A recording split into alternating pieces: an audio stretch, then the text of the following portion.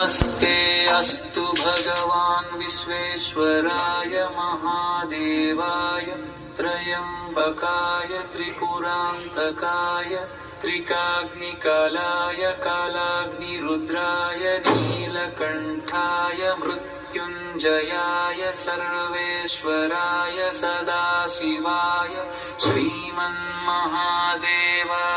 नमः।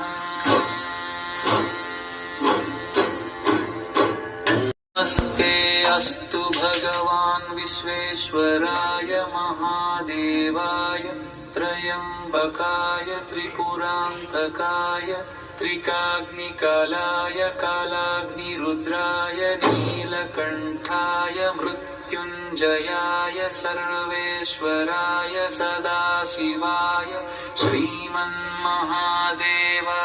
नमः।